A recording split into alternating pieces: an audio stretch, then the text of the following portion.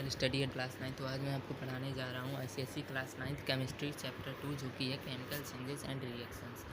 अब देखो केमिस्ट्री के बारे में इसमें दिया गया है। केमिस्ट्री क्या है? Chemistry is a branch of science that deals with the study of composition and properties of matter and the changes it goes. तो इसमें क्या हम केमिस्ट्री में पढ़ते हैं?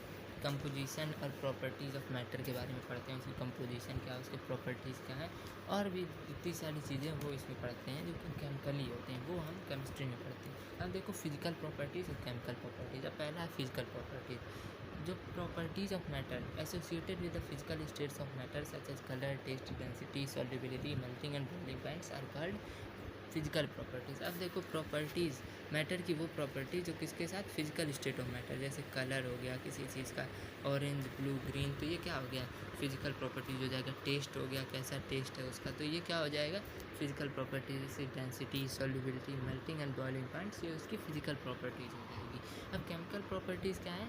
अब देखो वो प्रॉपर्टीज़ ऑफ मैटर जो relate to the chemical relativity of the matter, मतलब chemical reactivity of the matter के साथ रिलेट करें। केमिकली जो मैटर रिलेट करते हैं केमिकल के साथ, उसे क्या कहते हैं, केमिकल प्रॉपर्टीज़। जैसे कि combustibility, toxicity, reaction with acids and bases, ये सब तुम पढ़ोगे आगे। अभी कंबस्टिबिलिटी, जैसे आग लगने की चीज़, तो कैसे लगती है आग क्यों लगती है?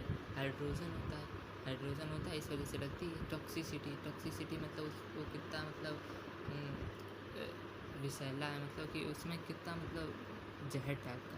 Reaction with acids and basis, acids और बेसिस के साथ रिएक्शन जब तुम करते हो। अब देखो इसी में देखो, जैसे तुम वाटर को वेपर में चेंज करते हो या स्टीम में चेंज करते हो। वाटर को करते हो, बॉयल करते हो, तो वाटर किस में चेंज होती है, स्टीम में। फ्रूट्स राइपनिंग होता है, rusting of iron, burning of wood, weathering of rocks, तो ये सब क्या होता है, changes in matter are of two types. कि कौन कौन से, फिजिकल चेंज और केमिकल चेंज। फिजिकल चेंज देखो, a process in which a substance changes its physical state but there is no change in its basic chemical composition is called a physical change. जैसे मान low melting of ice जब पिघलता है तो क्या बनता है, water बनता है। तो इसमें केमिकल चेंज कोई हुआ, ये यहाँ पे सॉलिड था, ये यहाँ पे लिक्विड हो गया। तो देखो, दो there is a change in physical state that is water changes from solid to liquid state, but there is no change in the chemical composition because ice and water are the same chemical substance that is H2O molecules. देखो ice में भी H2O होता है ना, क्योंकि water को ही तुम जमा के आइस बनाते हो, तो वाटर में H2O होगा, तो आइस में भी H2O होगा। उसी तरीके से वाटर में भी H2O होता है। तो वाटर में क्या होता है, वाटर और आइस का केमिकल कंपोजिशन सेम हुआ, तो केमिकल चेंज कोई भी नहीं हुआ, पर फिजिकली चेंज हुआ। आइस से सॉलिड, मतलब कि सॉलिड से लिक्विड गया, तो फिजिकली चेंज हुआ। Thus in physical change new chemical substances are found. अब देखो एग्जांपल्स ऑफ फिजिकल चेंज, जैसे बॉइलिंग ऑफ वाटर। अब तुम वाटर को क्या करते हो, जब बॉयल करते हो तो क्या बनती है, स्टीम बनती है। स्टीम देखते हो तो वहीं से गैस में बनता है, लिक्विड से गैस हुआ, स्टीम बनी, लिक्विड से गैस हुआ, तो फिजिकली चेंज हुआ, उसने अपना स्टेट चेंज किया, फिजिकल स्टेट। तो यही चीज़। फॉर्मेशन ऑफ ड्यू, ओसें जब गिरती हैं, तो सेटरिंग एंड ब्रेकिंग ऑफ ग्लास। अब देखो ग्लास टूट गई या नॉर्मल स्टेट में है, दोनों तो ग्लास ही हैं, फिजिकल स्टेट तो सेम ही है, पर केमिकल कंपोजिशन सेम है, फिजिकल स्टेट में बस चेंज हुआ। Evaporation of the saline into its vapour, melting of solids. अब देखो सॉलिड्स पिघली, आइस बन गई, तो इसमें क्या होगा, आइस को फिर से तुम सॉलिड में कर सकते हो। तो यहाँ पे फिजिकल चेंज है ये सब। इसमें कोई दोनों, क्योंकि H2O ही मॉलिक्यूल्स होती हैं। मेल्टिंग ऑफ सॉलिड्स, अब देखो पिघला दो इनको तो वाटर बन जाएगा, वाटर में भी H2O, आइस में भी H2O। तो यही सब चीज़ें हैं examples of physical change. Melting of wax, dissolving of salt in water, glowing of an electric bulb, जब जलती है एक बल्ब जलती है, तो ये सब चीज़ें फिजिकल चेंज है। अब characteristics of physical change. Physical change is temporary and reversible. Temporary और रिवर्सिबल होता है फिजिकल चेंज। मान लो जैसे तुमने आइस को वाटर में चेंज किया, आइस को तुमने पिघलाया तो ये वाटर बना। अब वाटर को फिर से जमा दोगे तो आइस नहीं बन जाएगा ना। तो ये क्या हुआ, physical changes temporary and reversible, reverse कर दिया तुमने प्रोसेस को। अब देखो, no new chemical substance is form during physical change. कोई केमिकल सब्सटेंस नहीं फॉर्म होता है। The chemical composition of the original substance remains unchanged though the shape, colour and volume में चेंज। चाहे शेप, कलर, वॉल्यूम चेंज हो जाए, लेकिन उसकी केमिकल कंपोजिशन फिजिकल चेंज में नहीं चेंज होती। देखो, there is no change in mass during a physical change. अब देखो, अगर तुम पानी को जमा के आइस बना दोगे तो पानी का मास देखो और आइस का मास देखो, तुम्हें दोनों का मास ही सेम मिलेगा। तो there is no change in mass during a physical change. अब देखो, no net energy change occur during a physical change. जैसे मान लो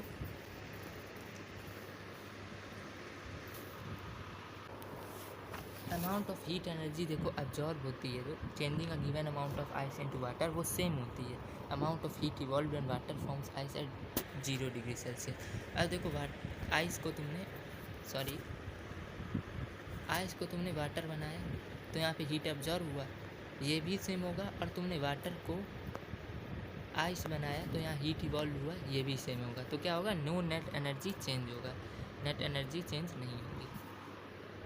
देखो आगे है तुम्हारा केमिकल चेंज या केमिकल रिएक्शन भी तुम बोल सकते हो। A process in which new substance having composition and properties entirely different from the original substance are found is called a chemical change और अ केमिकल रिएक्शन। अब देखो, वो प्रोसेस जिसमें न्यू सब्सटेंस की केमिकल प्रॉपर्टीज़ डिफरेंट हो, chemical composition different हो original substance के, उन्हें क्या कहते हैं, उस प्रोसेस को केमिकल चेंज बोलते हैं। अ chemical change is permanent and not easily reversible. ये चेंज परमानेंट है और इसको हम जल्दी रिवर्स नहीं कर सकते हैं। Chemical changes are also called chemical reaction, इसे हम केमिकल रिएक्शंस भी बोलते हैं। The substance that take part in a chemical reaction are called the reaction. मान लो जैसे तुम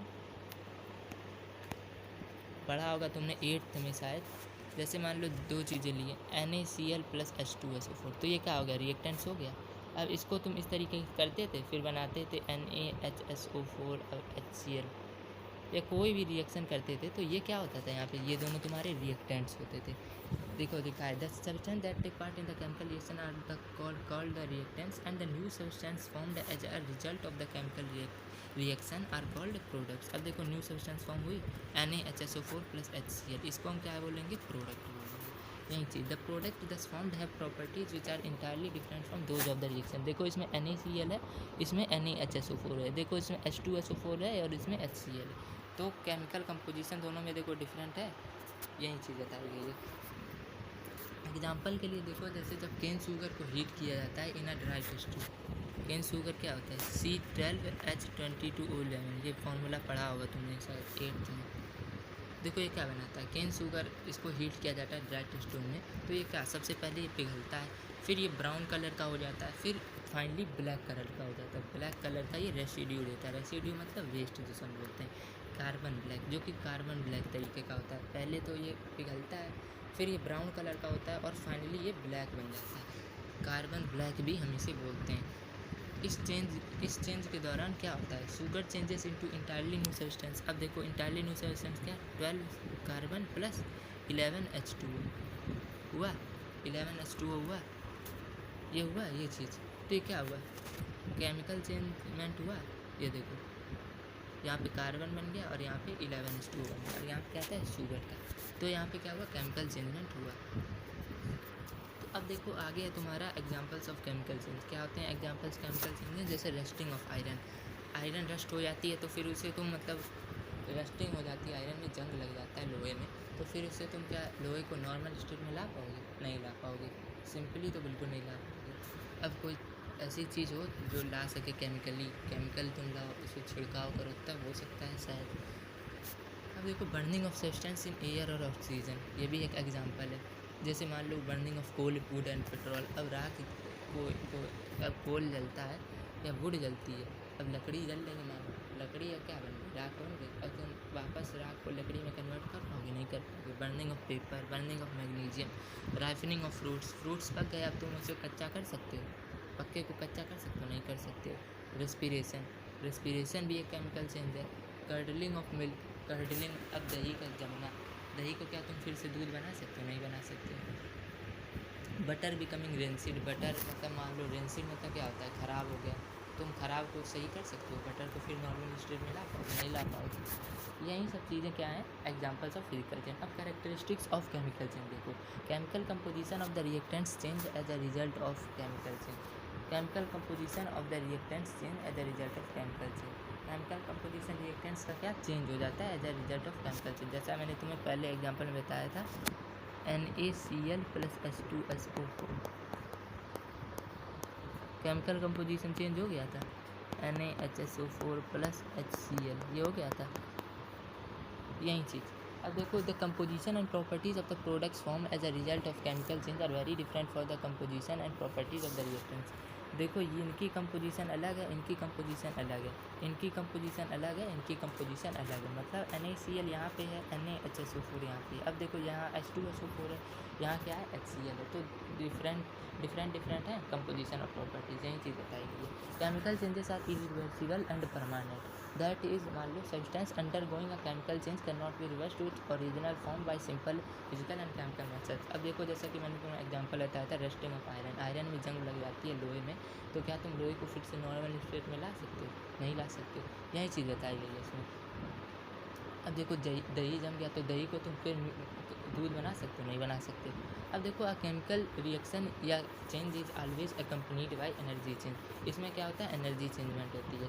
energy in the form of heat, light, electricity is either absorbed और released in a chemical reaction. इसे तुम आगे थोड़ा सा पढ़ोगे। अब देखो conditions necessary for chemical changes, क्या क्या कंडीशंस है केमिकल चेंज के लिए? Close contact. For a chemical change or reaction to take place, the reactant molecules must collide with each other, and for that the reactant molecules must come in very close contact with each other. अब जो इन दोनों को collide करना पड़ता है, close contact में आना पड़ता है रिएक्शन करने के लिए, केमिकल रिएक्शन या केमिकल चेंज करने के लिए। A close contact is established more quickly when the reactants are in gaseous state. जब reactants gaseous state में होंगे, तब gaseous state में होंगे और in the form of a solution, क्योंकि because molecules and ions are in constant rapid motion. अब कोई चीज़ गैसियस या लिक्विड स्टेट में होती है तो उसमें क्या होता है? मॉलिक्यूल्स और आयंस क्या होते हैं? कांस्टेंट रैपिड मोशन, तेज़ी से भागते रहते हैं, तेज़ी से बहुत तेज़ी से। फॉर एग्जांपल के लिए मान लो solid sodium carbonate. Sodium carbonate क्या है? सोडियम कार्बोनेट पढ़ा होगा, NaCO3, NaCO3 है sodium carbonate and solid tartaric acid when put together. इन दोनों को जब एक साथ रखा जाता है, there is no precipitable reaction but they react vigorously in solution state. एक साथ इन दोनों को रख दिया गया सॉलिड स्टेट में, तो सॉलिड स्टेट से क्या होता है? कांस्टेंट आयंस और मॉलिक्यूल्स रैपिड मोशन में नहीं होते हैं। लेकिन अगर इसको सॉल्यूशन में रख दिया जाए, इसमें आयंस और मॉलिक्यूल्स रैपिड मोशन में होंगे और इसकी वजह से क्या होगा? ये आराम से ये अपना रिएक्शन कर लेगी और रिएक्टेंट्स प्रोडक्ट्स में चेंज हो जाएंगे। अब देखो दूसरा है तुम्हारा कंडीशन जो नेसेसरी होता है केमिकल चेंज के लिए, वो है सप्लाइंग एनर्जी। अब देखो collision of reactants molecules must be sufficiently energetic for them to be converted into products. उनका कोलिजन बहुत तेज़ी के साथ होना चाहिए रिएक्टेंट्स का, तभी वो प्रोडक्ट बना पाएंगे। In most cases the chemical change take place और are speeded up by supplying some form of energy. कुछ फॉर्म ऑफ एनर्जी देने से, जैसे मान लो हीट, लाइट, इलेक्ट्रिसिटी, ये सब देने से क्या हो कि बहुत केसेस में देखा गया है कि केमिकल रिएक्शंस जो होते हैं वो जल्दी से प्रोडक्ट्स में चेंज होते हैं। अब देखो पहला जो एनर्जी है वो क्या है? Heat energy. In large number of cases the chemical change requires the heat energy to be supplied to reactants molecule.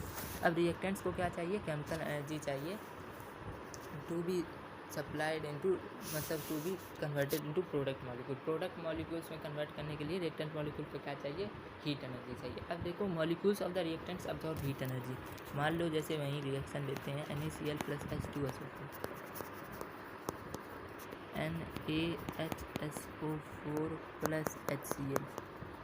अब देखो इसमें क्या होगा? इसमें देखो हमने इसको बहुत तेज़ी से हीट एनर्जी दी, इन दोनों को NaCl प्लस H2SO4, तो इन दोनों ने क्या किया? हीट एनर्जी को अब्जॉर्व कर लिया। और उसके बाद क्या होता है?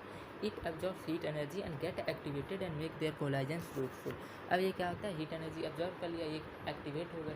अब ये क्या करेंगे? दोनों एक साथ कोलाइड करेंगे और इसकी वजह से क्या होगा? प्रोडक्ट मॉलिक्यूल बन जाएगा आसानी के साथ।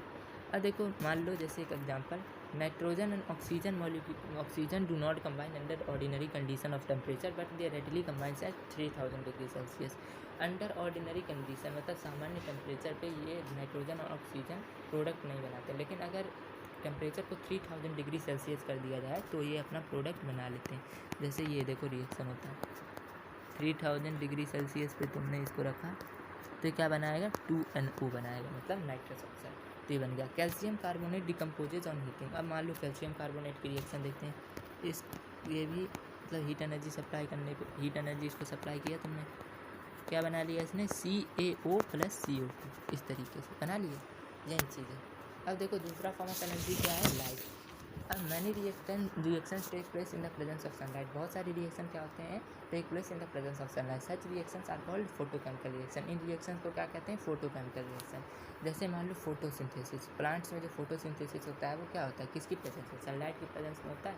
देखते हो कि सनलाइट जब आती है क्लोरोफिल पे पड़ती है तो क्लोरोफिल उस एनर्जी को ऑब्जॉर्व कर जाता है सनलाइट की और एक्टिवेट हो जाता है। उसके बाद क्या होता है, फोटोसिंथेसिस होता है। तो देखो इसका रिएक्शन क्या होता है, 6CO2 + 6H2O, sunlight upon chlorophyll. यहाँ देखो सनलाइट लिख दिया मैंने थोड़ा सा, सनलाइट अपॉन क्लोरोफिल, यहाँ नीचे क्लोरोफिल होता है। इसके बाद क्या बनता है ये प्रोडक्ट, 6CH12O6 + 6O2 नीचे, ये बनता है product. Hydrogen and chlorine react